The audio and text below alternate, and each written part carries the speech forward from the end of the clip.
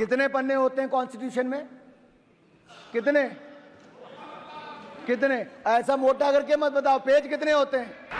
रोज लेके घूमते थे, कभी खोल के पढ़ो तो सही। अरे पढ़ते हो नहीं, लहराते फिरते हो। अरे बड़ा संविधान संविधान संविधान करते थे, पहले संविधान बनाने वाले को उनको पानित प्रताड़ित करते हैं, अब संविधान दिखाते पढ़ते नहीं है। संविधान को कुचला किसी ने। यहीं सर यहीं नहीं रुके, इनके साथी वो भी चुनकर आए जिन्होंने इस पवित्र स्थल पर जय फिलिस्तीन का नारा लगाया है। ये जय फिलिस्तीन का नारा मंजूर नहीं है। क्या यही दिन देखना था अध्यक्ष जी? अरे जो मां भारती के लिए ना बोल सके, जो मां भारत माता की जय करने में जिनके मुंह में दही जम जाता हो, होंठ सिल जाते हो, वो जय फिलिस्तीन के नारे लगाएंगे? क्या हम उस दिशा में बढ़ रहे हैं? कभी ये लोग जय पाकिस्तान जय चीन भी बोलेंगे? ये दुर्भाग्य है अध्यक्ष जी, ये दिन। और मैं एक और कहना चाहता हूं, संविधान को बार बार हाथ में लहरा कर क्या करना चाहते हैं? अगर नेता प्रतिपक्ष अपने आप को संविधान के रक्षक कहते हैं तो मैं चुनौती देता हूं कि वो सदन में आए और आश्वासन दें कि इमरजेंसी जैसी गलती कांग्रेस वापस कभी नहीं करेगी। आपको देश को कहना पड़ेगा। और मैं कहता हूं कि इमरजेंसी पर जब प्रस्ताव आया तो क्या उस प्रस्ताव पर आप सहमत हैं और इसको शामिल होंगे, उनका समर्थन करेंगे? और यही नहीं, माफी भी आपको देश से मांगनी चाहिए। सभापति जी, संविधान is being tossed around like the world secularism was, devaluating and demeaning it. That too by a party who has forever been acting against the ethos of both the words. इन्होंने पहले कभी धर्मनिरपेक्ष शब्द का और कभी संविधान का दुरुपयोग ही किया है, और भी अपने लिए किया है। सच्चाई यह है कि जिन्होंने देश को संविधान दिया वो बाबा साहब अंबेडकर को अपमानित, प्रताड़ित, पीड़ित और पॉलिटिक्स से बाहर करने का काम किया तो आप लोगों ने ही किया था। अरे गौरव जी, दर्द होगा आपको, गौरव जी, दर्द होगा कांग्रेस को, क्योंकि आप लोगों ने ही बाबा साहब अंबेडकर के खिलाफ जो रचा वो देश जानता है, इतिहास गवाह है। दूसरी ओर प्रधानमंत्री नरेंद्र मोदी जी ने जब शपथ ली तो उसके बाद संविधान के आगे माथा टेका, तब भी और इस बार भी संविधान को नमन किया और संविधान के अनुसार देश चलाने की बात की।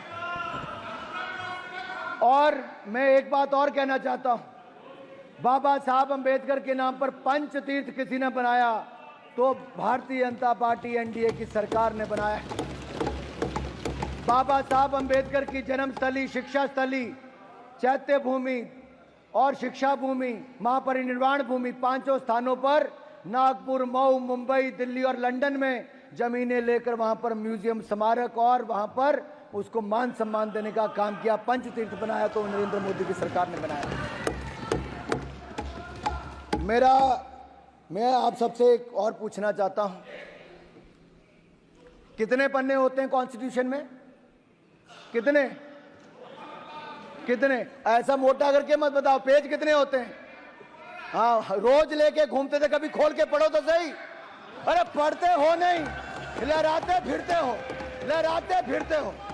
निकालो जेब से देखो, अरे निकालो जेब से देखो, नकल ही मार लो। बताओ कितने पन्ने होते हैं? अरे बड़ा संविधान संविधान संविधान करते थे, पहले संविधान बनाने वाले को उनको पानित प्रताड़ित करते हैं, अब संविधान दिखाते पढ़ते नहीं है। संविधान को कुचला किसी ने।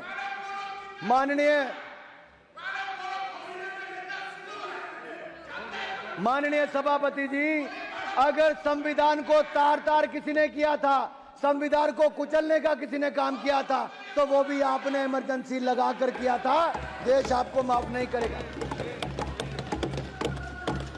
अरे 251 पन्ने होते हैं भाई साहब संविधान में, खोल के देख लो जरा। और माननीय सभापति जी, एक कहावत है, दादा आपको क्यों दर्द हो रही है? इमरजेंसी उन्होंने लगाई थी, आप ऐसे ही अपने उड़ता तीर ले रहे हो। बाद में मैं सभापति जी, मैं कांग्रेस की बात कर रहा हूं, ये तृणमूल कांग्रेस बीच में आ गई है।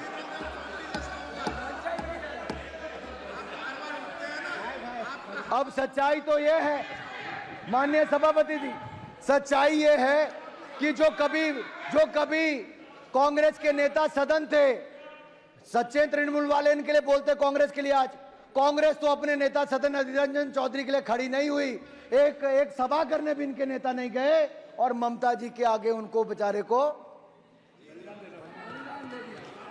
कांग्रेस अपने नेता के साथ खड़ी नहीं हो पाई।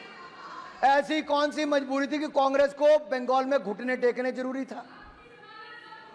और बैठिए तमिलनाडु में है, बैठिए। मारन जी को दर्द हो रहा है। मैं कांग्रेस के बारे में इतना ही कहूंगा, ये तो संविधान की बात आपके मुंह से वो लगती है कि 100 चूहे खाकर बिल्ली हज को चली, और कांग्रेसीकरण करने की बात करूं, जैसा ये हर योजना का करते हैं, अगर इसको मैं कांग्रेसीकरण करके कहूं कि 100 संशोधन करके कांग्रेस संविधान बचाने को चली।